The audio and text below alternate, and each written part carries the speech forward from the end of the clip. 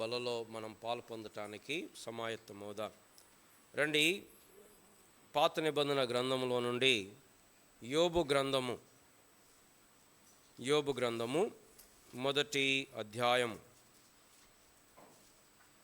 యోబు గ్రంథము మొదటి అధ్యాయం 13వ వచనం నుండి 22వ వచనం వరకు మనం మార్చి ఒక వచనం నేను, ఒక వచనం మీరు చదువుకుందాం. యోబు గ్రంథము మొదటి అధ్యాయము 13 నుండి 22 వరకు.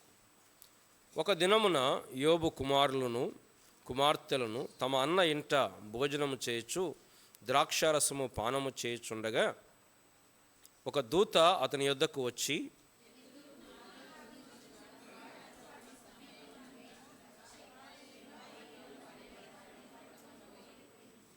ఖడ్గముతో పనివారిని హతం చేసిరి. జరిగినది నీకు తెలియజేయుటకు నేనొక్కడినే తప్పించుకొని వచ్చి ఉన్నానెను.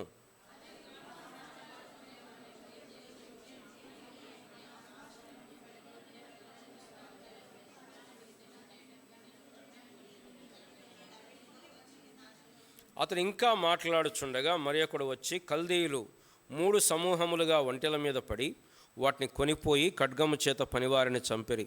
నీకు దాన్ని తెలియజేయుటకు నేను ఒక్కడనే తప్పించుకొని వచ్చి ఉన్నానెను.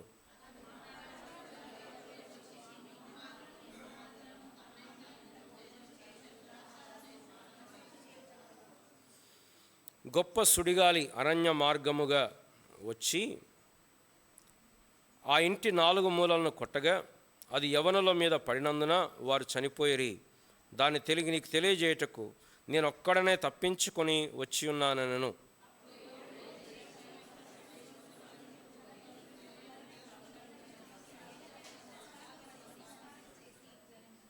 నేను నా తల్లి గర్భములో నుండి దిగంబరినై వచ్చితిని, దిగంబరినై అక్కడికి తిరిగి వెళ్ళేదను. యెహోవా ఇచ్చెను, యెహోవా తీసుకొని పోయెను. యెహోవా నామమునకు స్తుతి కలుగును గాక.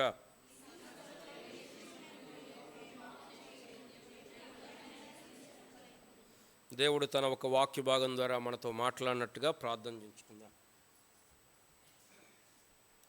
ప్రేమ కలిగిన మా ప్రియ పరలోకపు తండ్రి, ఈ యొక్క మధ్యాహ్న కాల సమయంలో ఈ వాక్యం ద్వారా మీరు మాతో మాట్లాడవలసిందిగా దేవా వేడుకుంటూ ఉంటున్నాం.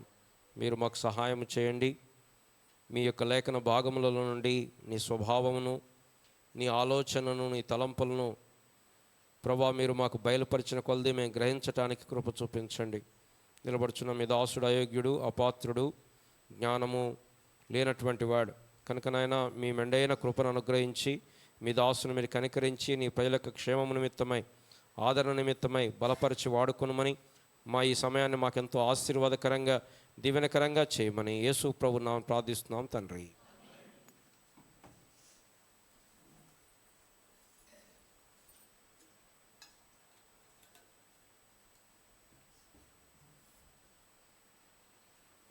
మనం గడిచిన 2 వారాలుగా క్రైస్తవ జీవితంలో శ్రమలు అనేటువంటి విషయాన్ని ధ్యానం చేస్తూ ఉంటున్నాం. ఈ వారంతో ముగిద్దాం అనుకుంటున్నా. ఇంకా ఎక్కువ శ్రమ పెట్టడం ఇష్టం లేదు నాకు. ఉదయక నాకు అనిపించింది, ఇంకా ఏం శ్రమలు, ఊరికి ఎట్లా ఉన్నాయి, వాడి గురించి మాట్లాడాలన్నా అనిపించింది. కానీ అది ప్రాముఖ్యమైనది కదా. నేటి దినాల్లో పిల్లలు అన్నీ నేర్చుకుంటున్నారు. ఇంగ్లీష్ నేర్చుకుంటున్నారు, తెలుగు నేర్చుకుంటున్నారు, లాంగ్వేజ్ నేర్చుకుంటున్నారు, స్కిల్స్ నేర్చుకుంటున్నారు. కానీ ఎక్కడ మిస్ అవుతుందంటే they are not learning how to handle a failure. ఒకళ్ళు ఒక మాట అంటే ఓర్చుకోవటం ఎట్లా, ఒకళ్ళు అవమానిస్తే తట్టుకోవటం ఎట్లా, ఒక టీచర్ గట్టి మాట అంటే ఓపిక పట్టడం ఎట్లా, ఈ వాళ్ళు నేర్చుకోవట్లా, మనం నేర్చుకొని ఇయట్లా. వాళ్ళకంటే ముందు మనమే పోతే మా పిల్లోని అంటారా మీరు అని చెప్పి, సరే సివియర్గా ఉన్నప్పుడు అనొచ్చు, but that is a learning process. ఎందుకు ఎంత చదివినా, ఎంత పెద్ద ఉద్యోగంలో ఉన్నా, ఎంత సంపాదించినా there will be situations where we have to be at the receiving end. కాబట్టి అటు నుంచి వస్తూ ఉంటాయి. వాటిని తట్టుకోవటం అనేది మనం నేర్చుకోవటం క్రైస్తవ జీవితంలో కూడా ఈ శ్రమల గురించి తెలుసుకోవటం ప్రాముఖ్యమే. కాబట్టి గతంలో చాలా విషయాలు, మొట్టమొదటి వారంలో శ్రమలు, వాటి ఉద్దేశాలు గురించి మనం మాట్లాడాం. 2వ వారంలో 1 పేతురు పత్రికలో నుండి మాత్రమే శ్రమలు అనేటువంటి విషయాన్ని ధ్యానం చేశాం. ఈరోజు యోబు గ్రంథములో నుండి కొన్ని విషయాలు నేర్చుకోవడానికి ప్రయత్నం చేద్దాం.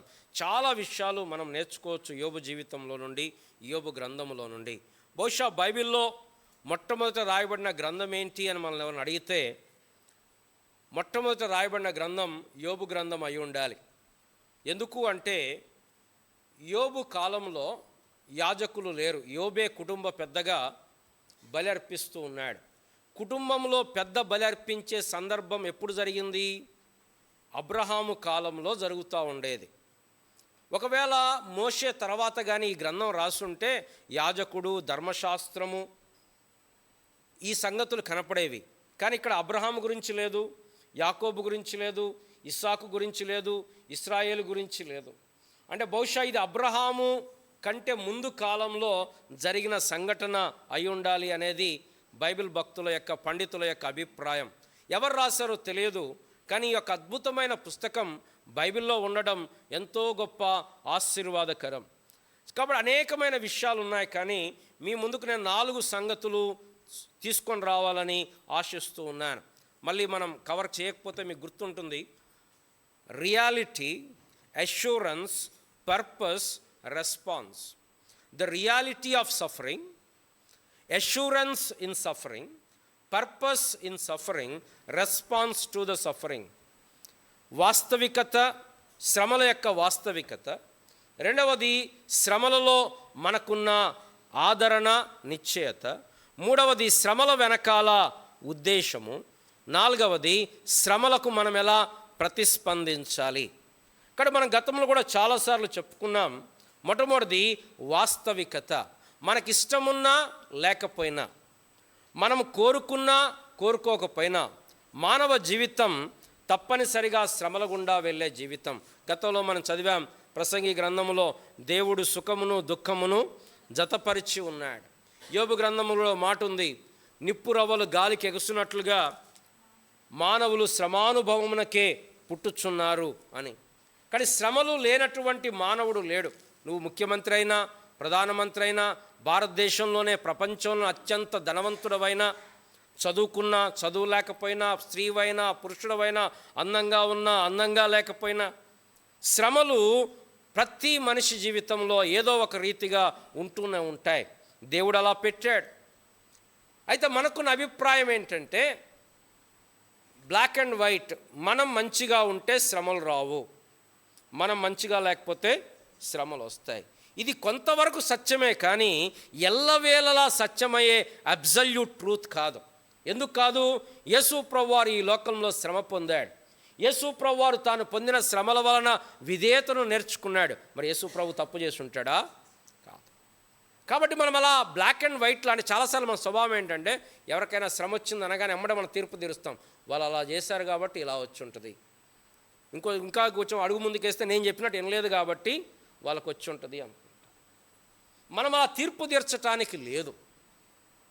ఎందుకంటే దేవుని యొక్క ప్రణాళికలు మనకు అర్థం కావు. ఇక్కడ ఒక వ్యక్తి కనపడుతున్నాడు, ఆయన పేరు యోబు.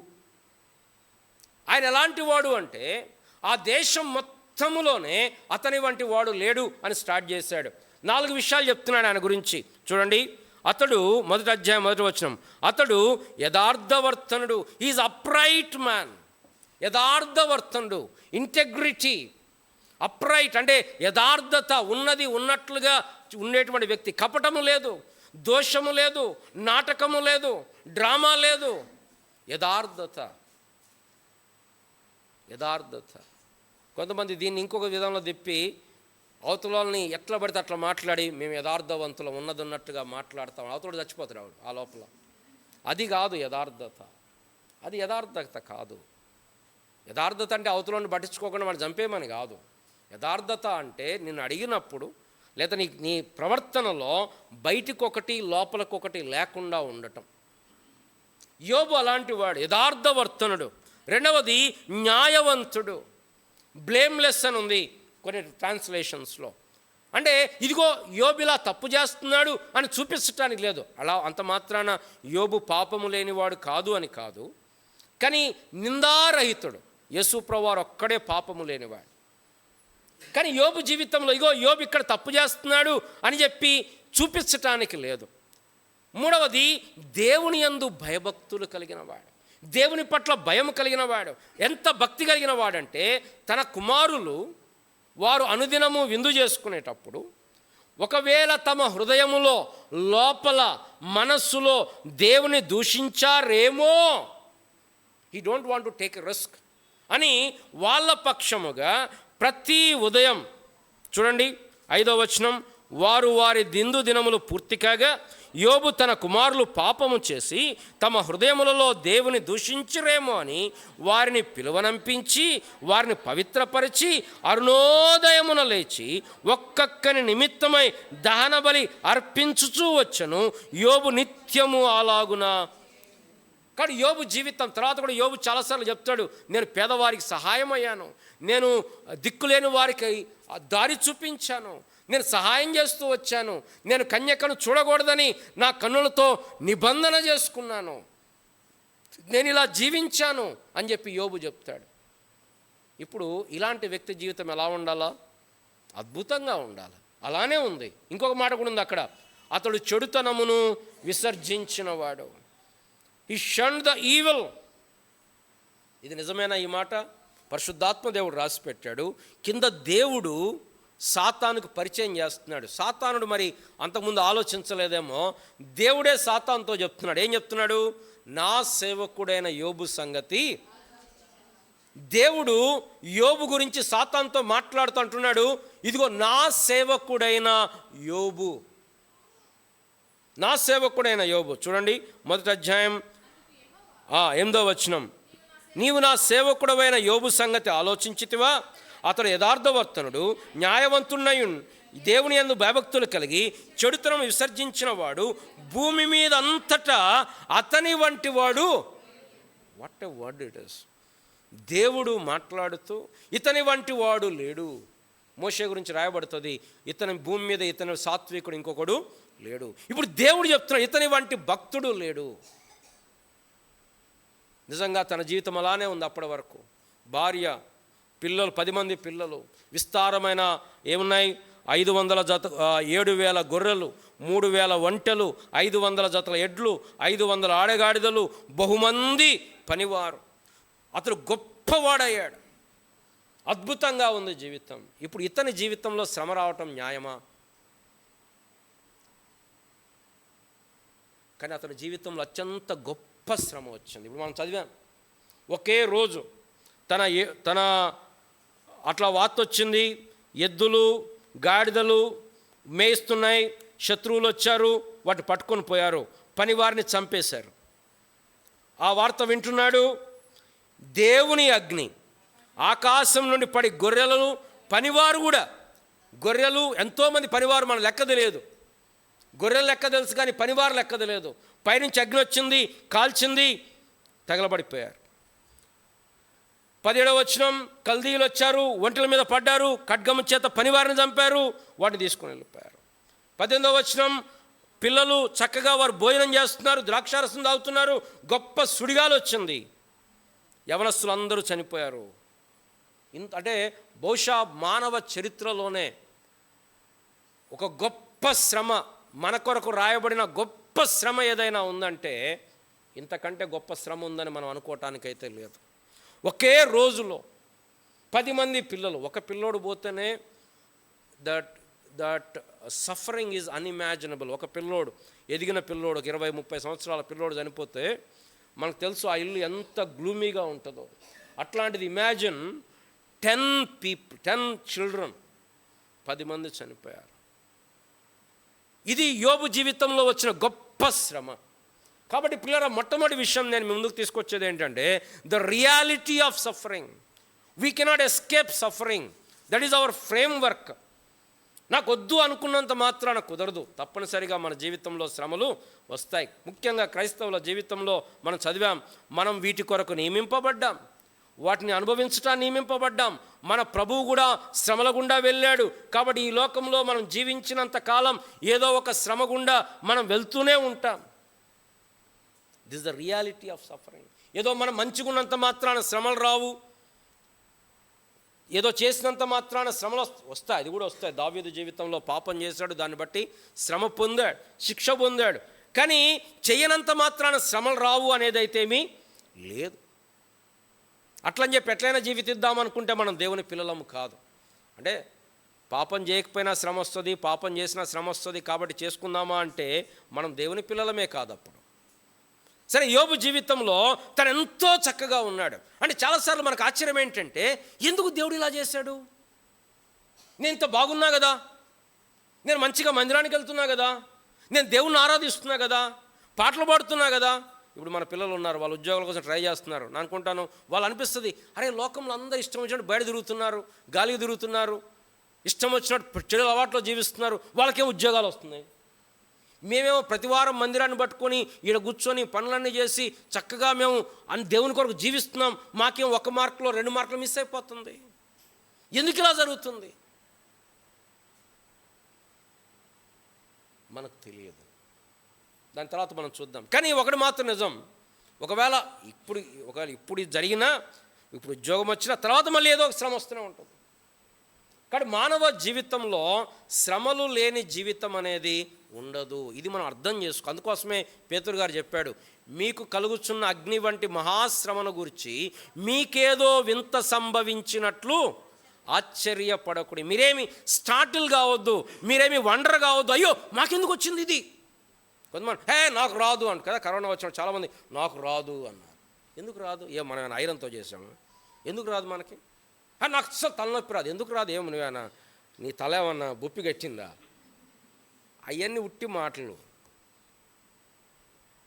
మానవ జీవితంలో మనుషుల మన తర్వాత శ్రమలు వస్తాయి, ఇబ్బందులు వస్తాయి. ఏజ్ పెరుగుతున్న కొద్దీ కంటి చూపు తగ్గుద్ది, ఎంటికలు తెల్లబడతాయి, మోకాలు బలహీనమవుతాయి, మనం వంగిపోతాం. ఇది మానవ సంబంధమైన జీవితం. రక్షణ పొందినంత మాత్రాన, ప్రభువును నమ్మినంత మాత్రాన మనకు శ్రమలు లేని జీవితం వాగ్దానం చేయబడలేదు. అది తప్పుడు బోధ. యేసు ప్రభువారు బోధించాడు, ఏమన్నాడు? నన్ను వెంబడించండి. ఎలాగా? సిలువను మోసుకొని వెంబడించండి. లోకంలో మీకు శ్రమ కలుగును, ఆయనను ధైర్యము తెచ్చుకొనుడి. విచారకరమైన సంగతి ఏంటంటే, చాలామంది యేసు ప్రభు దగ్గరికి వస్తున్నారు.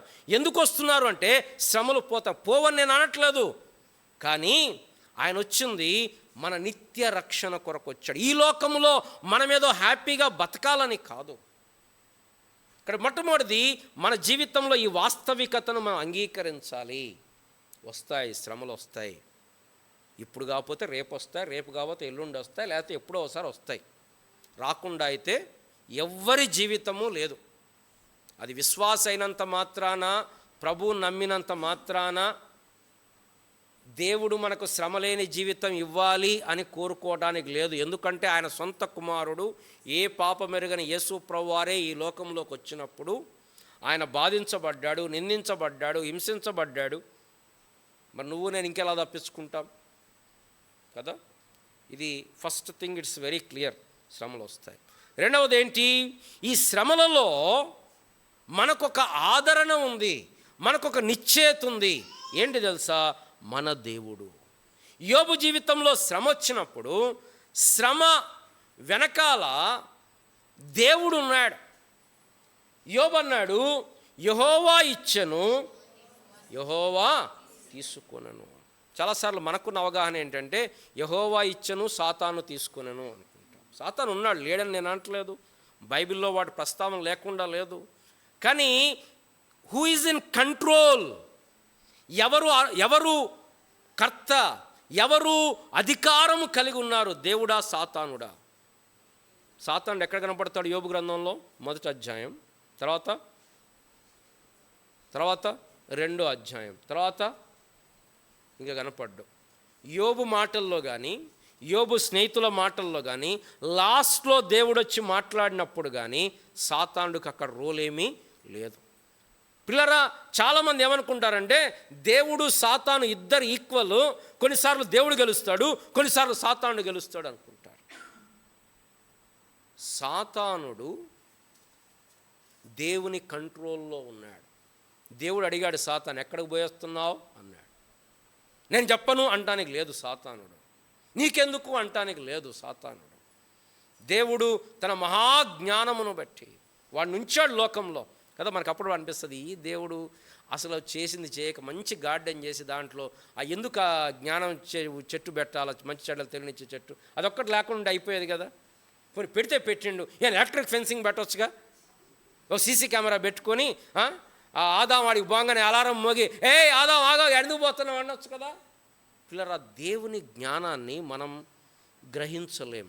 ప్రతిదానికి మనం దేవుని ఎందుకు ఇలా అని అడగటానికి మన మైండ్ సరిపోదు. చూడండి, పిల్లలకి అన్నీ అర్థమవుతాయా? అర్థం కావు. వాళ్ళ ఏజ్ పెరుగుతున్న కొద్దీ మనకే అన్నీ అర్థం కావు. మనం ఇంకా పెరుగుతున్న కొద్దీ ఇంకా తెలుసుకోవచ్చు. కాబట్టి అష్యూరెన్స్ ఏంటంటే గాడ్ ఈజ్ ఇన్ కంట్రోల్.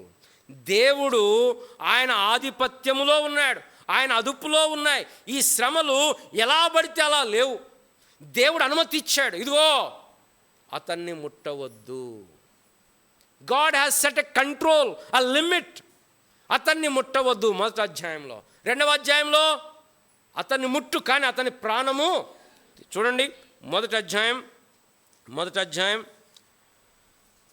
12వ వచనం, యెహోవా ఇదిగో అతనికి కలిగిన సమస్తము నీ వశమునున్నది, అతనికి మాత్రము ఏ హానియు చేయకూడదని అపవాదికి దేవుడు లిమిట్ పెడుతున్నాడు. మన దేవుడు లిమిట్స్ పెట్టేటువంటి దేవుడు. 2వ అధ్యాయంలో మరలా ఆ డిస్కషన్ వచ్చినప్పుడు మరలా అన్నాడు, చూడండి 6వ వచనం 2:6, అందుకు యెహోవా అతడు నీ వశమునున్నాడు, అతని ప్రాణం మాత్రం నీవు ముట్టవద్దని. దేవుడు సఫరింగ్ని కాజ్ చేయట్లేదు, కానీ హీఈస్ ఇన్ కంట్రోల్ కదా. మనము సహింపగలిగిన దానికంటే ఎక్కువగా మిమ్ములను శోధింపబడనీయడు. అంతేకాదు, శోధనతో పాటు తప్పించుకొను మార్గము కూడా. చూడండి 1 కొరింథీ 10వ అధ్యాయము 13వ వచనము, సాధారణముగా మనుషులకు కలుగు శోధన తప్ప మరి ఏదియూ మీకు సంభవింప లేదు. దేవుడు నమ్మదగిన వాడు, మీరు సహింపగలిగినదంతకంటే ఎక్కువగా ఆయన మిమ్మల్ని శోధింపబడనీయడు. అంతేకాదు, సహింపగలుగుటకు ఆయన శోధనతో పాటు తప్పించుకొను మార్గమును. God has set a limit. పిల్లరా, సముద్రాలు ఉన్నాయి. సముద్రాలు చాలామంది చూసుంటారు. ఆ తరంగాలు ఎంత భయంకరంగా వస్తాయంటే ఆ వేగముతోటి గనక అవి ఆగకుండా మళ్ళీ వెనక్కు పోకుండా అట్నే ముందుకు వస్తే ఎవరు బతకం మనం. కానీ వాటికి హద్దులు నియమించింది ఎవరు? దేవుడు. చూడండి యోబు గ్రంథం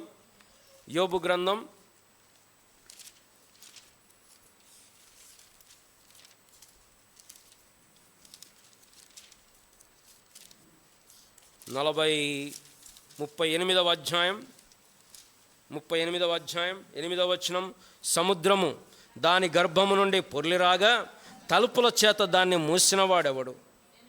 మేఘమును దానికి వస్త్రముగా, గాఢాంధకారమును దానికి పొత్తిగుడ్డగా వేసినప్పుడు నీ ఉంటివా?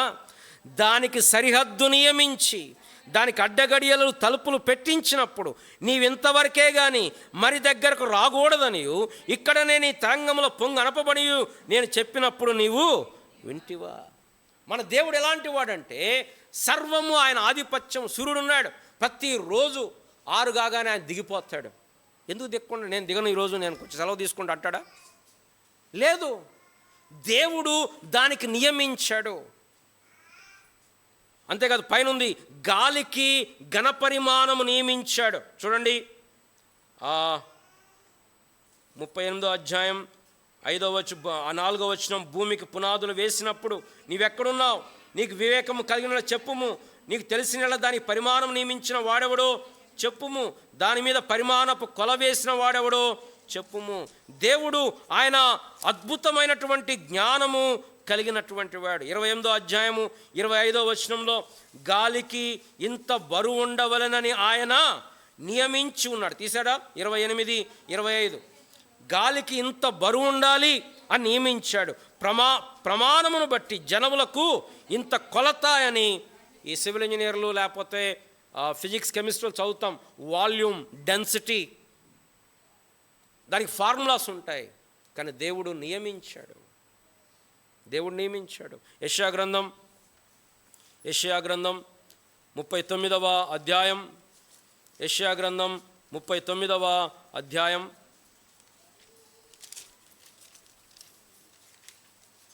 39 39వ అధ్యాయం 12వ వచనం, తన పుడిసిటిలో 40వ అధ్యాయం క్షమించండి 40:12, తన పుడిసిటిలో జలములు కొలిచిన వాడెవడు, జేనతో ఆకాశములు కొలజూచిన వాడెవడు, భూమిలోని మన్ను కొలపాత్రలో ఉంచిన వాడెవడు, త్రాసుతో పర్వతములు తూచిన వాడెవడు, తూనిక చేత కొండలను తూచినవాడు. మన దేవుడు ఆయన ఏమీ తెలియనివాడు కాదు, ఆయన జ్ఞానము కొదువైన వాడు కాదు. ఆయన ఎప్పుడు కూడా అయ్యో మరి ఏం చేద్దాం, అరే ఏం చేయాలి తోచట్లేదు అనుకునేవాడు కాదు దేవుడు. God is never surprised. దేవుడు ఎన్నడూ అరే నా వల్ల కావట్లేదు ఎట్లా ఏం చేద్దామని కంగారు పడేవాడు కాదు. ఆయన సర్వాధికారి అయిన దేవుడు. సాతానుడు దేవునితో సమానుడు కాడు, వాడు క్రియేటెడ్ బీయింగ్. సాతాను ఎవరు చేశారు? దేవుడు చేశాడు. దేవుడు చేయకుండా ఏది కలగలేదు. వాడిని ఎందుకు చేసావు ప్రభు అంటే మనకు ఆన్సర్ తెలియదు, బట్ ఆయన ఇష్టం ఉంచాడు వాడిని అట్లా. వాడిని తగిన సమయం వచ్చినప్పుడు, ఒక సమయం రాబోతుంది, అప్పుడు వాడిని అగాధంలో వేసేస్తాడు. అప్పటిదాకా వాడిని ఉంచాడు. కానీ మన దేవుడు జ్ఞానము లేనివాడు కాదు, మన దేవుడు శక్తి లేనివాడు కాదు, మన దేవుడు బలము లేనివాడు కాదు. అయ్యో బీజేపీ గవర్నమెంట్ వచ్చింది ఎట్లా అనుకోడు దేవుడు. ఆయన బలవంతుడు, రాజులను నియమించేటువంటి వాడు, సర్వము తన చేతిలో ఉన్నటువంటి వాడు. చాలాసార్లు మనం దేవునికి చెప్తాం, ప్రభు ఇట్లా చేయకూడదు, ప్రభు అట్లా చేయకూడదు. ఒకరు బయట చెప్పని లోపల అనుకుంటాం, దేవుడు నాకు ఇవ్వాల్సి ఉండే వాళ్ళకి అనవసరంగా ఇచ్చాడు. ఏంటిది? ప్రమోషన్, ఉద్యోగం. అయితే అదే వ్యాధి అయితే నాకు ఇవ్వకూడదు, వాళ్ళకి ఇవ్వాల్సి ఉండే.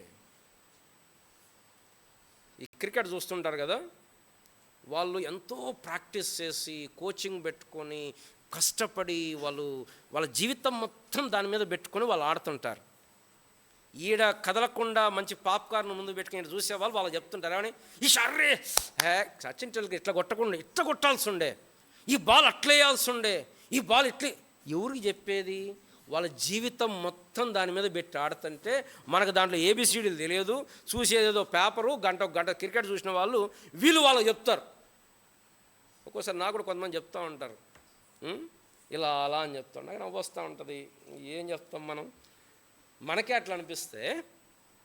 పిల్లరా, దేవుడు ఆయన జ్ఞాని, అనంతమైన జ్ఞానము కలిగిన వాడు. ఆయనకి మనం ఏం చేయాలో మనం చెప్పాల్సిన పని లేదు. ప్రభా వీళ్ళని తీసేయి, ప్రభా వాళ్ళని తీసేయి, ఆయన దించు, ఈయన ఎక్కించు, ఈ పార్టీని ఎక్కించు, ఆ పార్టీని దించు. మనం చెప్పాల్సిన పని, మన బాధ మనం చెప్పుకుందాం. ఇక్కడ మన అష్యూరెన్స్ ఏంటంటే, మనల్ని ప్రేమించి మన కొరకు ప్రాణం పెట్టినవాడు అధికారంలో ఉన్నాడు. దానికి హద్దు నియమిస్తున్నాడు. ఎంతవరకు వెళ్ళాలో ఆయన అక్కడ ఆప్ చేస్తాడు.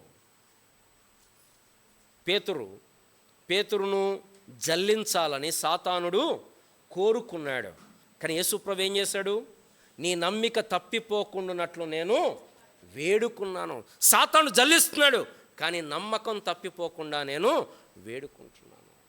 సాతాను కూడా దేవుడు వాడుకుంటాడు, దాంట్లో ఏం సందేహం లేదు కదా. యేసుప్రభు వారిని సెలవు వేసేటప్పుడు ఆ ప్రధాన యాజకులు అనుకుంటున్నారు మేమేస్తున్నాం అనుకున్నారు. సాతాను అనుకుంటున్నాడు అబ్బా నేను అప్పగించాను అనుకుంటున్నాడు. కానీ అక్కడ జరుగుతుంది ఎవరి చిత్తం? దేవుని చిత్తం. కనుక సాతానుడు ముళ్ళు పెట్టాడు పౌలు గారి యొక్క జీవితంలో. సాతానుని దూతగా ముళ్ళుంది. దేవుడు ఏమిస్తున్నాడు? కృపిస్తున్నాడు. కాబట్టి అష్యూరెన్స్ ఏంటంటే, మన దేవుడు ఆయన అధికారంలో ఉన్నాడు. ఆయన సర్వజ్ఞాని, సర్వశక్తి కలిగినటువంటి వాడు. మన శ్రమలు ఎల్లకాలం ఉంచడు. దానికి ఒక లిమిట్, దానికి ఒక హద్దు పెట్టాడు. అంతకంటే ఎక్కువ కాలం ఆయన ఉంచాడు. మూడవది, మొట్టమొదటిది ఏం చూసాం? శ్రమల యొక్క వాస్తవికత, రియాలిటీ ఆఫ్ సఫరింగ్. రెండవది ఏంటి? శ్రమలలో మనకున్న ఆదరణ. ఏంటి ఆదరణ? మన దేవుడు ఆయన అధికారంలో. మన దేవుడు ప్రతిపక్షంలో లేడు కదా. ప్రతిపక్షంలో ఉంటే వాళ్ళు ఏం చేయలేరు పాపుట్టి, మైక్లో మాట్లాడటం తప్ప. వాళ్ళ దగ్గర పోలీసు ఉండదు, వాళ్ళ దగ్గర అధికారం ఉండవు, వాళ్ళ దగ్గర డబ్బులు ఉండవు. చాలా కష్టం ప్రతిపక్షంలో ఉండడం. మన దేవుడు ప్రతిపక్షంలో లేడు. ఆయనేం ఓటింగ్ పాల్గొన, నేను దేవుణ్ణా, ఓటింగ్ లేదా. మనం ఓటేసినా ఓటేయకపోయినా, మనం నమ్మినా నమ్మకపోయినా, అంగీకరించినా అంగీకరించకపోయినా ఆయన దేవుడు. చాలామంది ఏమంటారు తెలుసా? నాకు ఇది ఇస్తే నేను దేవుణ్ణి ఒప్పుకుంటా. నువ్వు ఒప్పుకోకపోతే దేవుడు కాడా? నువ్వు ఒప్పుకుంటే దేవునికి ఏమన్నా ఎక్స్ట్రా వస్తుంది అనుకుంటున్నావా? దేవుడు దేవుడు ఆయన దేవుడే, మనం ఒప్పుకున్నా ఒప్పుకోకపోయినా ఆయన దేవుడు. ఇది అష్యూరెన్స్. మూడవది ఏంటంటే ద పర్పస్.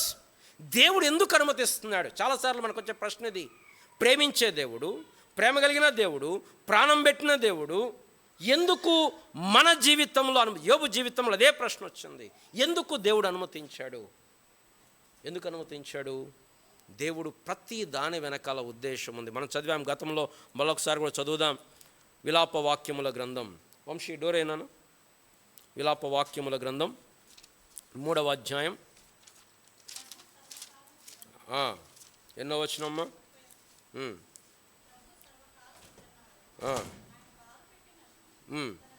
సమృద్ధిని బట్టి జాలిపడును, హృదయపూర్వకముగా ఆయన నరులకు విచారమునైనను బాధనైనను కలగజేయడు. హృదయపూర్వకంగా కావాలని ఉట్టుట్టిగా నీకు నాకు బాధ కలగజేసేవాడు కాదు దేవుడు. దాని వెనకాల ఆయనకు ఉద్దేశం ఉంది. ఏం చేస్తాడు? మనల్ని శుద్ధి చేస్తాడు. యోబు అంటాడు, ఆయనను శోధించిన తర్వాత నేను సువర్ణము వలె కనపడదును. చూడండి యోబు గ్రంథం 23:10. నేను నడుచు మార్గము ఆయనకు తెలియను, ఆయనను శోధించిన తర్వాత నేను సువర్ణము వలె. మనం గతంలో పేతురు పత్రికలో చదివాం, నశించిపోవు సువర్ణము అగ్ని పరీక్ష వలన శుద్ధపరచబడుచున్నది కదా, అంతకంటే అమూల్యమైన మీ విశ్వాసమును ఈ శోధనల చేత పరీక్షకు నిలిచినదై యేసుక్రీస్తు ప్రత్యక్షమగునప్పుడు మీకు మెప్పుయు మహిమయు ఘనతయు కలుగుటకు కారణమగును.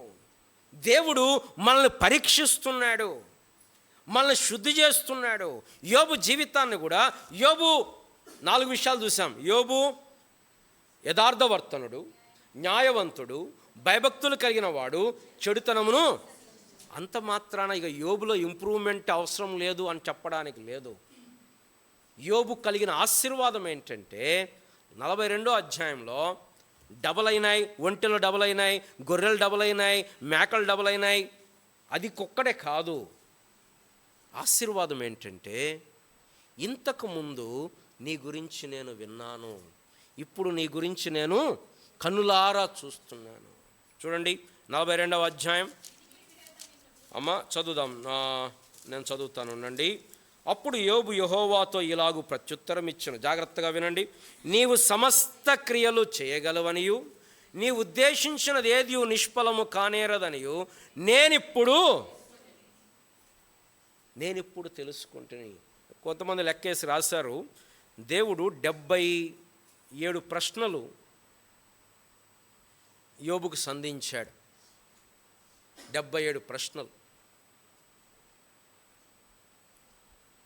శ్రమలు ఎందుకు వచ్చినాయో చెప్పలేదు. నేను సాతాను మాట్లాడుకున్నాం, నేనే సాతానుకు చెప్పాను. సాతానుకు అసలు నీ పేరు కూడా తెలియదు, కానీ నేనే చెప్పాను. ఏదో పొరపాటు అయిపోయిందిలే, ఈసారి చెప్పానులే, నీకు ఇంకా ఎక్కువ ఆశీర్వాదాలు ఇస్తాను అనలేదు దేవుడు. అది యోబు ఏమన్నాడంటే, నేనేం తప్పు చేశాను, దేవుడు రమ్మను, నేను మాట్లాడతాను అన్నాడు. దేవుడు దిగొచ్చాడు. ఏం మాట్లాడాడు దేవుడు? శ్రమకు కారణం చెప్పలేదు. తాను ఎలాంటి వాడో, దేవుని క్యారెక్టర్, దేవుని స్వభావము, దేవుని కార్యాలు చెప్పాడు. మొసలు చూడు, నీకు అర్థమవుతుందా? అర్థం కావట్లేదు ప్రభువా, కానీ నువ్వు చేశావు. ఇప్పుడు యోబు ఏమంటున్నాడంటే, ప్రభువా నీ ఉద్దేశించింది ఏది నిష్ఫలము కానేరదని ఎప్పుడు శ్రమ తర్వాత తెలుసుకున్నాను. అంతకుముందు కూడా తెలుసు, కానీ ఇంత లోతుగా తెలియదు. శ్రమల్లో మనకుండే గొప్ప ఆశీర్వాదం ఏంటంటే దేవుణ్ణి మనం లోతుగా తెలుసుకుంటాం, దేవుణ్ణి ఎరుగుతాం. చూడండి 3వ వచనంలో, ఏమియూ ఎరగక అలాగున వివేచన లేనివాడనైన నేను ఏమియూ నెరగక నా బుద్ధికి మించిన సంగతులను గూర్చి మాట్లాడితిని. నేను మాట్లాడగోరుచున్నాను, దయచేసి నా మాట ఆలకింపుము. 5వ వచనం, వినికిడి చేత నిన్ను గూర్చిన వార్త నేను వింటిని, అయితే ఇప్పుడు నేను కన్నులారా నిన్ను కావున నన్ను నేను అసహించుకొని ధూళిలోను బూడిదలోను పడి పశ్చాత్తాపడుచున్నాను. ఇది యోబు జీవితంలో కలిగిన ఆశీర్వాదం. ఏంటంటే దేవుణ్ణి లోతుగా ఎరిగాడు. అక్కడి శ్రమలు దేవుడు అనుమతించాడు అంటే మన మేలు కొరకు అనుమతిస్తాడు. అది కష్టమైన, నష్టమైన, దేవుని ప్రేమించు వారికి, అనగా ఆయన సంకల్పం చొప్పున పిలువబడిన వారికి సమస్తమును దేవుడు సమకూర్చి జరిగిస్తున్నాడు. దేవుడు జరిగిస్తాడు. అందుకోసం కీర్తనకారుడు అంటాడు, శ్రమ నొంది ఉండుట నాకు మేలాయను, శ్రమ కలుగక మునుపు నేను త్రోవ విడిచితిని, ఇప్పుడు నీ వాక్యమును అనుసరించి నడుచుకుంటున్నాను. యోసేపు ఎరిగాడు, అన్నలతో అంటున్నాడు, మీరు నాకు కీడు చేయను ఉద్దేశించారు, కానీ దేవుడు దాన్ని మేలు కొరకు ఉద్దేశించాడు. కాబట్టి శ్రమల ద్వారా మనకు ఆశీర్వాదం ఉంది, శ్రమల ద్వారా మనకు మేలు ఉంది, శ్రమల ద్వారా మనము దేవుని పోలికలోకి వస్తాం, శ్రమల ద్వారా దేవుని సారూప్యములోకి వస్తాం. మనకు ఫ్యాసినేషన్ ఏంటంటే అసలు మనకు ఎటువంటి బలహీనత ఉండకూడదు, మనం స్ట్రాంగ్గా ఉండాలని. మనం స్ట్రాంగ్గా ఉంటే దేవుడితో మనకేం అవసరం ఉంటుంది? ఎప్పుడు అవసరం ఉంటుంది? మన బలహీనమైనప్పుడు. నీ బలహీనతలో నా శక్తి పరిపూర్ణమగుచున్నది. కాబట్టి దేవుడు ఆయన మన మేలు కొరకు ఉద్దేశించాడు. రెండవది, ఆయన మహిమ కొరకు కూడా ఉద్దేశిస్తాడు కదా. ఆ గుడ్డివాడు యోహాను సువార్త 10వ అధ్యాయంలో గుడ్డివాడు కనపడతాడు. వెంటనే వీళ్ళు ఏమడిగారు? ప్రభువా, వీడు గుడ్డివాడిగా పుట్టడానికి ఎవరు పాపం చేశారు? వీడు పాపం చేశాడా, వీళ్ళు కన్నవారు పాపం? ఈ మధ్య క్రైస్తవ లోకంలో కూడా, మరి మీరు విన్నారో లేదో నాకు తెలియదు కానీ, జనరేషనల్ కర్స్ అని చెప్పి ప్రజలను భయపడుతున్నారు. అంటే పాత నిబంధనలు కొన్ని వచనాలు ఉన్నాయి, ఆయన 1000 తరముల వరకు కరుణిస్తాడు, లేకపోతే ప్రతీకారం. కొన్ని వచనాలు చూపించి మీ కుటుంబం మీద జనరేషనల్ కర్సు ఉంది, మేము స్పెషల్గా ప్రార్థన చేస్తే ఆ కర్సులు పోతాయని. యేసు ప్రభు సెలవులు అన్ని కర్సులు పోయినాయి. కర్సు అంటే తెలుసుగా, శాపాలన్నీ పోయినాయి. దేవుడు మహిమకు, అంటే మనకున్న ఆలోచన అది. దేవుని మహిమ ఎలా వస్తుంది మనకు తెలియదు. దేవుడు తనకు మహిమ తెచ్చుకుంటాడు మన శ్రమ ద్వారా, మన ఇబ్బంది ద్వారా, మన బలహీనత. దేవుని ప్రణాళికలు, దేవుని కార్యములు అన్నీ మనకు తేటతెల్లగా అర్థం కావు. ఇక్కడ ఆయన మహిమ తెచ్చుకుంటాడు. యేసు ప్రభువారి మరణము ద్వారా లోకానికి గొప్ప రక్షణ తెచ్చాడు. యేసు ప్రభువారి శ్రమ ద్వారా, యేసు ప్రభువారి యొక్క విరిగి నలిగిపోవడం ద్వారా అద్భుతమైన రక్షణ దేవుడు తెచ్చాడు. అపోస్తలుల యొక్క మరణముల ద్వారా, అపోస్తలుల యొక్క శ్రమల ద్వారా ఈ గొప్ప సంఘాన్ని స్థాపించి 2000 సంవత్సరాల తర్వాత కూడా నడుస్తూ ఉంది. ఒక ఆర్గనైజేషన్ పెట్టండి. ఇప్పుడు మేము చూస్తున్నాం కాలేజీలు, కొన్ని కాలేజీలు పెట్టారు, 25 సంవత్సరాలు కూడా కాలేదు, మూతపడిపోయినాయి. కొన్ని కాలేజీలు 50 సంవత్సరాలు మూతపడిపోయినాయి. మా అంటే 100, ఇక 100 కంటే 150 సంవత్సరాల కంటే ఎక్కువ ఆర్గనైజేషన్ ఏం కనపట్లేదు ఇప్పుడు. కానీ దేవుడు పెట్టిన సంఘం 2000 సంవత్సరాల తర్వాత కూడా ఇంకా అది విస్తరిస్తుంది. కారణం, వారు పొందిన శ్రమలు, వారు పొందిన ఇబ్బందులు దేవుడు వాడుకుంటాడు తన మహిమ నిమిత్తం. యెరూషలేంలో సంఘం విస్తారంగా వృద్ధి పొందుతుంది, మెగా చర్చ్ అయిపోయింది. ఎట్లా ఉన్నారంటే జీవం చెలరేగిపోయింది. ప్రతి వారు తమ ఆస్తులు అమ్మి తీసుకొచ్చి అపోస్తుల పాదాల దగ్గర పెడుతున్నారు. వాళ్ళు ఏం చేస్తున్నారు? బ్యాంకులు వేసుకోవట్లా, ఎవరికి అక్కరుంటే వాళ్ళు పంచి పెడుతున్నారు. అందరు కలిసి ఉన్నారు. ఎవ్వడు కూడా తనకు కలిగింది తనది అనుకోలా. అంత ఉద్యమం కార్యం చేస్తుంటే గొప్ప హింస తీసుకొచ్చాడు దేవుడు. ఏమైపోయింది? సంఘం చల్లా చెదురైపోయింది. కానీ దేవుని స్తోత్రం, ఆ చల్లా చెదురైన వాళ్ళు స్వార్థ ప్రకటించారు, అట్లా సంఘము విస్తరించింది. కాబట్టి శ్రమ అనేది కేవలం మన పర్స్పెక్టివ్లోంచి, మన దృష్టిలోంచి చూసి మనం ఆలోచించకూడదు.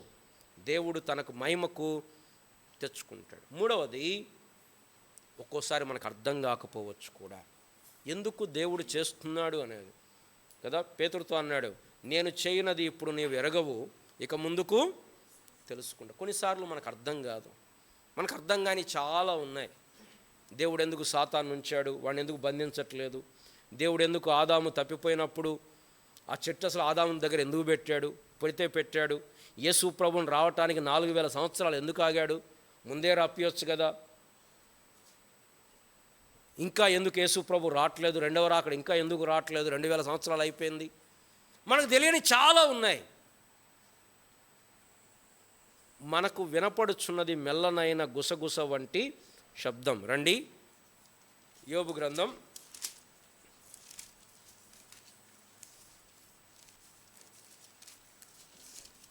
26వ అధ్యాయం 14వ వచనం. యోబు అంటున్నాడు, ఆయనను గూర్చి మనకు వినబడుచున్నది.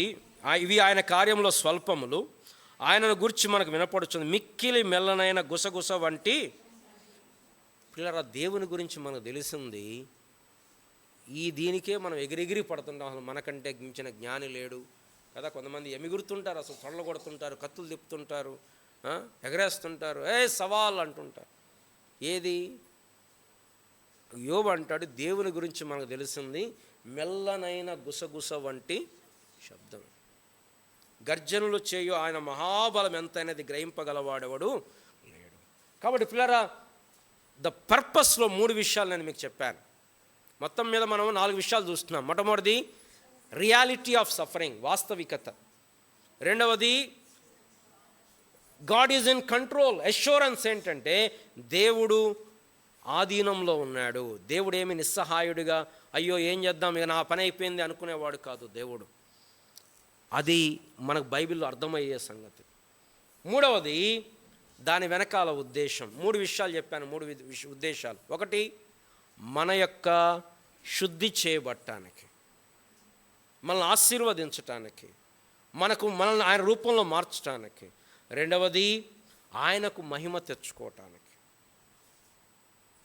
ఆయనకు మహిమ. లాజరు వ్యాధి గురించి కూడా యేసు ప్రభువు అన్నాడు, ఈ వ్యాధి మరణము కొరకు వచ్చినది కాదు, దేవుని కుమారుడు మహిమ పొందినట్లుగా. దేవుడు తనకు మహిమ తెచ్చు. మూడవది, ఒక్కోసారి మనకు అర్థం కాకపోవచ్చు. చాలాసార్లు అనుకుంటాం ఎక్కడో ట్రైన్ పడిపోతుంది, చిన్నపిల్లలు చనిపోతారు, ఎక్కడో అదేంటది తుఫాను వస్తుంది, సుడిగాలు వస్తుంది. ఎందుకు ఇలా జరుగుతుంది మనకు అర్థం కాకపోవచ్చు. ఒకటి మాత్రం నిజం, దేవుని యొక్క అన్ని కార్యాలు మన ఫైనైట్ మైండ్తో మనం అర్థం చేసుకోవడం కష్టం. ఆయన అత్యంత జ్ఞానము గలవాడు. కాబట్టి అన్నీ మనకు అర్థం కావాలని దేవుడు అన్నీ చెప్పాలి. దేవుడు చెప్పాడు ఇప్పుడు యోబు ఎందుకు జరిగిందంటే అమ్మా అని చెప్పాడా? చెప్పాల్సిన పని కూడా లేదు. నీకు నాకు దేవుడు అన్నీ ఎక్స్ప్లెయిన్ చేస్తున్నారు. క్రైస్తవ జీవితం విశ్వాస జీవితం. మనకు అర్థమైనా కాకపోయినా, నచ్చినా నచ్చకపోయినా విశ్వాసంతో ముందుకెళ్ళే జీవితం. కానీ ఇదెందుకు చేశాడు దేవుడు, అదెందుకు చేశాడు దేవుడు, ఇలా ఎందుకు చేశాడు, ఇప్పుడు ఎందుకు ఇచ్చాడు, అప్పుడు ఎందుకు ఇవ్వలేదు, ఎందుకు లేట్ చేస్తున్నాడు, అవన్నీ మనకు దేవుడు చెప్పాల్సిన పని లేదు. ఆయన మీద విశ్వాసంతో ముందుకెళ్దాం. చివరిగా 4వది యోబు యొక్క ప్రతిస్పందన. మొట్టమొదటిది రియాలిటీ ఆఫ్ సఫరింగ్. రెండవది శ్రమలలో మనకున్న ఆదరణ. ఏంటి ఆదరణ? మన దేవుడు సింహాసనం మీద, ఈజ్ ఆన్ ద థ్రోన్. ఆయనకేమీ సంవత్సరాలు పట్టాల్సిన పని లేదు. ఒక్క క్షణం చాలు చెరసాల్లో ఉన్న యోసేపుని మరుదినమే కూర్చోబెడతాడు సింహాసనం మీద. క్వాలిఫికేషన్లు అవి ఏం అవసరంలా, ఒక్క రోజులో కూర్చోబెడతాడు. ట్రైనింగ్ ఇవ్వాల్సిన పనులు ఆల్రెడీ ట్రైనింగ్ ఇచ్చేశాడు. గొర్రెల కాపరిగా ఉన్న దావీదుని రాజుగా కూర్చోబెడతాడు. బానిస కుమారుడైన దానియేలుని ప్రధానమంత్రిని చేస్తాడు. అది మన ఆదరణ. God is in control. ఆయనకేం పెద్ద టైం అవసరంలా, ఒక్క క్షణం చాలు. ఆయన పరిస్థితులు, ఆయన లేస్తాడు, గాలి ఆగు అంటాడు, గాలి ఆగిపోద్ది, తుఫాన్ ఆగిపోద్ది. ఆయన మన దేవుడు. అది మనకున్న ఆదరణ. మూడవది దాని వెనకాల ఉద్దేశం. ఒకటి మన యొక్క మేలు, మన క్షేమము, మన శుద్ధి. రెండవది ఆయన మహిమ. మూడవది ఒక్కోసారి మనకు అర్థం కాకపోవచ్చు. We cannot comprehend all the ways of God. అసలు మనకు తెలియదు. అసలు మనం ఎంత చెప్పండి విశ్వంలో? ప్రపంచ జనాభా ఎంత ప్రపంచ జనాభా? వంశీ గారు ఎన్ని కోట్లు?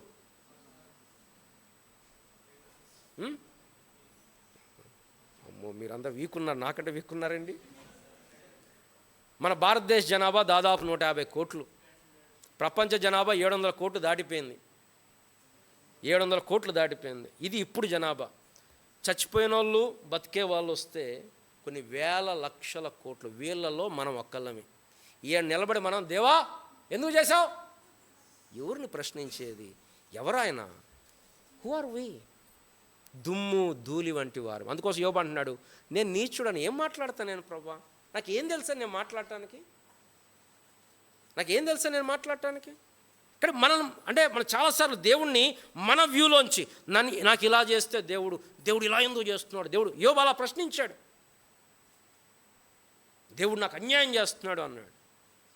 దేవుడు వచ్చిన తర్వాత మాట్లాడలేకపోయాడు. కాబట్టి మనకి దేవుడు కొన్నిసార్లు అర్థం కాకపోవచ్చు. చివరిగా 4వది, ఎలా యోబు ప్రతిస్పందించాడు, ద రెస్పాన్స్. మనం ఎలా ప్రతిస్పందించాలి శ్రమలకి? మొట్టమొదట మన విశ్వాసమును కాపాడుకోవాలి. సాతాను ప్రయత్నం అంతా ఏంటంటే, ఇదిగో యోబును శ్రమ పెడితే యోబుని ముఖాన దూషించి వెళ్ళిపోతాడు. అది వాడి ప్లాన్. వాడి గ్రాండ్ ప్లాన్ ఏంటంటే, ఈ యోబు, దేవుని భక్తుడైన యోబు, శ్రమలు లేనప్పుడేమో దేవా దేవా అని పాటలు పాడి, శ్రమలు రాగానే నువ్వేం దేవుడవయ్యా అని దూషించి, ముఖాన దూషించి వెళ్ళిపోవాలి. ఇది యోబు ఇది సాతాను యొక్క ప్లాన్. యోబు భార్య కూడా అదే అన్నది, ఇంకేం యథార్థత వదలకుంటావు, ఉట్టిగా చచ్చిపోవడం కాదంట, దేవుని దూషించి చచ్చిపోవాలి. మరి ఉట్టిగా చచ్చిపోవచ్చు కదా, దేవుని దూషించాలి. ఇది సాతాను యొక్క ప్లాన్. కాబట్టి శ్రమలలో మన ప్రతిస్పందన ఏంటంటే, యోబు వలె యెహోవా ఇచ్చను. దేవుని దగ్గర నుంచి మేలేనా, దేవుని దగ్గర నుంచి కీడు తీసుకోవచ్చా? యోబు అంటాడు కదా, చూడండి భార్యతోటి, అమ్మ 2వ అధ్యాయం 8వ వచనం 10వ వచనం, మూర్ఖులాలు మాట్లాడునట్లు నువ్వు మాట్లాడుచున్నావు, దేవుని వలన మేలు అనుభవించుదుమా, కీడును మన అనుభవింప తగదా అనెను. ఈ సంగతులలో ఏ విషయం అందును యోబు నోటి మాటతో నేను, the first response should be the faith. మన విశ్వాసమును కాపాడు. సాతాను అంటుంటాడు, దేవుడు నిన్ను ప్రేమించట్లే, ప్రేమిస్తే ఈ శ్రమ ఎందుకు వస్తుంది నీకు? ఇంత ప్రార్థన చేస్తున్నా దేవుడు ఎందుకు ఆలకించట్లే? ఎందుకు ఇన్ని రోజులు పడుతుంది? అది వాళ్ళకు చూడు ఎంత తొందరగా వచ్చిందో, వీళ్ళకు చూడు ఎంత తొందరగా వచ్చిందో. దేవుని ప్రేమను నువ్వు నేను శంకించాలని వాడి ప్రయత్నం. విశ్వాసముతో మనం ప్రతిస్పందించాలి. ఎలా వస్తుంది విశ్వాసం? బైబిల్ చదువుదాం, దేవుని కార్యాలు చదువుదాం. పాత నిబంధన చదివితే ఇదిగో దేవుడు అబ్రాహామును ఎలా కాపాడాడు, ఇదిగో ఇస్సాకును ఎలా నడిపించాడు, యాకోబుని ఎలా నడిపించాడు, ఇశ్రాయేలు అరణ్యంలో ఎలా నడిపించాడు, బండలో నీళ్ళలా రప్పించాడు. ఇవన్నీ ఎందుకు రాయబడ్డాయి? మన విశ్వాసం వృద్ధి పొందటానికి. అంతేగాని ఇప్పుడు బండ దగ్గర పోయి నీళ్ళు రావు. కానీ దేవుడు ఆ శక్తి గలవాడు అని నీకు నాకు గ్రహించటానికి విశ్వాసం కొరకు రాయబడ్డాయి. కానీ విశ్వాసముతో మనం ప్రతిస్పందించాలి. 2వది సహించటం. శ్రమను సహించువాడు ధన్యుడు. ఎండ్యూరెన్స్. దేవుడు మన జీవితంలో ఒక శ్రమను అనుమతించాడంటే దాని వెనకాల ఉద్దేశం ఉంది కనుక మనము సహించాలి. 3వది, మనము దేవుణ్ణి ప్రశ్నించటానికి లేదు. యోబు ఆరంభంలో చాలా అద్భుతంగా ప్రతిస్పందించాడు. కానీ ఆయన స్నేహితులు వచ్చి నువ్వేదో తప్పు చేసి ఉంటావు, నీ పిల్లలేదో తప్పు చేసి ఉంటారు, నువ్వేదో రహస్యంగా తప్పు చేసి ఉంటావు, లేకపోతే ఇంత శ్రమ ఎందుకు వస్తుంది అనుకునేసరికి ఆ బరువు తట్టుకోలేక, నిజంగా అంత గొప్ప శ్రమలో అసలు వేరే వాళ్ళైతే ఏం తట్టుకునే వాళ్ళో మనకు తెలియదు. ఆయన ఇక ప్రొవోక్ చేయబడి దేవుని న్యాయాన్ని ప్రశ్నించడం మొదలుపెట్టాడు. దేవుడు నన్ను శత్రువుగా ఎంచుతున్నాడు, దేవుడు నన్ను అన్యాయంగా ఇరికిస్తున్నాడు, బొండ బిగించాడు, నేను ఎక్కడికి పోయినా నా వెంట పడుతున్నాడు, నాకు నిద్ర లేకుండా చేస్తున్నాడు, నన్ను చంపేయచ్చు కదా, అది రమ్మని నేను మాట్లాడతాను, నేను అడుగుతూ చెప్పమని దేవుణ్ణి అన్నాడు. దేవుణ్ణి ప్రశ్నించాడు. లాస్ట్కి వచ్చేసరికి ఏం జరిగిందో మనకు తెలుసు. పిల్లరా, విశ్వాసం అంటే ఏంటి? దేవుణ్ణి ప్రశ్నించకుండా ముందుకు వెళ్ళటం. ఇశ్రాయేలీయులు ఏం చేశారు అరణ్యంలో? మోషే నీళ్ళేయ్, మోషే నాన్ వెజ్ ఏది? దేవుడు ఏం చేస్తున్నాడు? పరీక్షిస్తున్నాడు, కొన్నిసార్లు అణిచివేస్తున్నాడు. చూడండి ద్వితీయోపదేశకాండం, ఆ చదివి మనం ముగిద్దాం. ద్వితీయోపదేశకాండం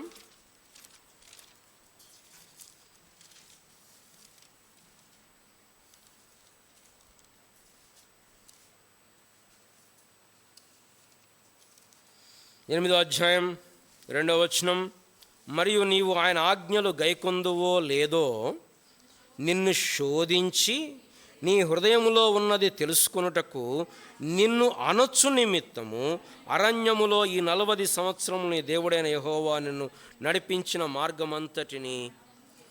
కాబట్టి నీవు నా ప్రతిస్పందన ఏంటంటే దేవుని ప్రశ్నించటం, దేవుని ప్రేమను అనుమానించటం కాదు, విశ్వాసముతోటి ముందుకు కొనసాగటం. దేవుని ప్రజలు అలా జీవించారు, ప్రభు కొరకు మరణించారు, ప్రభు కొరకు త్యాగాలు చేశారు. క్రైస్తవ జీవితం అంటే మనల్ని మనం కాపాడుకునే జీవితం మాత్రమే కాదు. ప్రభు అన్నాడు, తన ప్రాణమును కాపాడుకొనగోరు వాడు దాన్ని పోగొట్టుకును, దాన్ని నా కొరకు పోగొట్టుకున్నవాడు దాన్ని దక్కించుకును. ఇక్కడ క్రైస్తవ జీవితంలో శ్రమలు వస్తాయి, కానీ మనకున్న ఆదరణ ఏంటంటే మన దేవుడు సింహాసనం మీద ఉన్నాడు. మన దేవుడేమి బలహీనుడు కాదు, మన దేవుడేమి చేతగాని వాడు కాదు. ఆయన తన ప్రణాళిక ప్రకారం నడిపిస్తున్నాడు. మూడవది, మన ప్రతి శ్రమ వెనకాల ఆయనకు ఒక ఉద్దేశము ఉంది కదా. కొంతమంది పిల్లలు నేను వింటుంటాను, వాళ్ళు పొద్దున్న 5ంటికి లేపుతారు, చదివిస్తుంటారు, రాత్రి 10కి చదివిస్తారు. ఎందుకు? వాళ్ళకి పిల్లలంటే ప్రేమ లేకనా? కాదు, వాళ్ళు మంచి స్థాయిలో ఉండాలని. అలాగే మన దేవుడు మనకు మేలును బట్టి శిక్షిస్తాడు కదా. హెబ్రీ పత్రికలో అంటాడు, ఇప్పుడు సమస్త శిక్షయు దుఃఖకరముగా కనపడినే కానీ సంతోషకరముగా కనపడదు, కానీ దాని వెనకాల ఉద్దేశం ఉంది. చూడండి, అది ఒక్కటి చదువుదామా. హెబ్రీ పత్రిక 12వ అధ్యాయం. హెబ్రీ పత్రిక 12వ అధ్యాయం అమ్మా 5వ వచనం. నా కుమారుడా, ప్రభు చే శిక్షను తృణీకరించకము, ఆయనను గద్దించినప్పుడు విసుకకము. ప్రభు తాను ప్రేమించిన వాడిని శిక్షించి తాను స్వీకరించు ప్రతి కుమారుని దండించును అని కుమారులతో సంభాషించినట్లు మీతో సంభాషించు ఆయన హెచ్చరికను. 10వ వచనం. వారు కొన్ని దినముల వరకు తమకిష్టం వచ్చిన మనం శిక్షించిరి కానీ మనం తన పరిశుద్ధతలో పాలు పొందవలనని మన మేలు కొరకు ఆయన శిక్షించున్నాడు. మరియు ప్రస్తుతమందు సమస్త శిక్షయు దుఃఖకరముగా కనపడిన కానీ సంతోషకరముగా కనపడదు. అయినను దాని అందు అభ్యాసం కలిగిన వారికి అది నీతి అను సమాధానకరమైన. ఇప్పుడు మనకి దుఃఖం అనిపిస్తుంది, ఇప్పుడు మనకు బాధ అనిపిస్తుంది. పేతురు ఏమంటాడు? అవసరమును బట్టి ఇప్పుడు కొంతకాలం మీరు దుఃఖిస్తున్నారు, శ్రమ పడుతున్నారు, కానీ ఒకనాడు రాబోతుంది ఈ శ్రమలన్నీ మనకు ఆశీర్వాదాలు అవుతాయి. ఆయనతో శ్రమ పడితే ఆయనతో పాటు మనం ఏలుతాం. నేను అనుకుంటాను, అడిగి పోయిన తర్వాత మనం అడుగుతామేమో ప్రభుని, ప్రభు ఇంకొంచెం శ్రమ పెట్టుంటే ఇంకా భలే ఉండేది ప్రభు, నేను ఇంకెంత మెత్తగా అయిపోయేవాడిను. కాబట్టి మన జీవితం ఇదేదో ర్యాండమ్గా జరగట్లేదు. మన దేవుడు ఇప్పుడు ఎంత గొప్ప ఆదరణ ప్రియులరా, అంత గొప్ప దేవుడు మన తండ్రి. కాబట్టి మనం ఏం చేయొచ్చు? విశ్వాసముతోటి శ్రమలో కూడా యేసు ప్రభు నిద్రించినట్లుగా మనం కూడా మన యొక్క జీవిత నావలో మనం నిద్రించవచ్చు. ఎందుకు? మన నావలో ఎవరున్నారు? మన ప్రభు ఉన్నాడు. అలాంటి విశ్వాసము దేవుడు మనకి అనుగ్రహించి నడిపించునుగాక. ప్రార్థన చేసుకుందాం.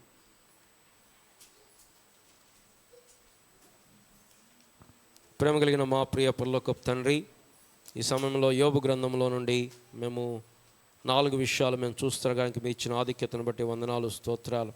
నిజంగా దేవా, యోబు గ్రంథం మా జీవితానికి ఎంత గొప్ప ఆదరణ, ఎంత గొప్ప నిశ్చయత మా జీవితానికి అనుగ్రహిస్తూ ఉంది. మా దేవుడు ఆయన సర్వాధికారి అయి ఉన్నాడు. ఈ లోకం నేలుతుంది సాతాను కాదు, ఈ లోకం నేలుతుంది రాజకీయ నాయకులు కాదు, అన్నిటికీ మించి సింహాసనాసీనుడైన వాడు ఉన్నాడు. ఆయన సమస్తమును జరిగిస్తున్నాడు. ఆయన ఉద్దేశించింది ఏది నిష్ఫలము కానేరదు. నీకు వందనాలు, స్తోత్రాలు. ఈ విశ్వాసమును మాలో వృద్ధి పొందించండి. ఇంత గొప్ప దేవుణ్ణి ప్రశ్నించటానికి హౌ స్మాల్ వీఆర్, మా జ్ఞానం ఏ పాటిది, మా వయసే పాటిది, మా అనుభవం ఏ పాటిది ప్రభు. ఇంత గొప్ప దేవుని నీడలో మా జీవితాలు గడపటం మాకెంత ఆశీర్వాదకరం, మాకెంత ధన్యకరం. కనుక నిశ్చలముగా పరిస్థితులు ఏమైనా, ఎంత పెద్ద తుఫాను వచ్చినా, ఎంత దారుణమైన పరిస్థితులు వచ్చినా నిన్ను ఆనుకొని నీతో కలిసి ముందుకు వెళ్ళడానికి సహాయం చేయమని యేసు ప్రభు నామమున ప్రార్థిస్తున్నాం తండ్రి. అలాగే మనము మోకరించి ప్రభువులలో యోగ్యముగా పాల్గొందాం. నేను మీకు అప్పగించిన దాన్ని ప్రభువులను పొందితిని. ప్రభువైన యేసు తన అప్పగించిన రాత్రి ఒక రొట్టెను ఎత్తుకొని కృతజ్ఞతాస్తుతులు చెల్లించి దాన్ని విరిసి, ఇది మీ కొరకైనా నా శరీరము, నన్ను జ్ఞాపకం చేసుకుంటాను.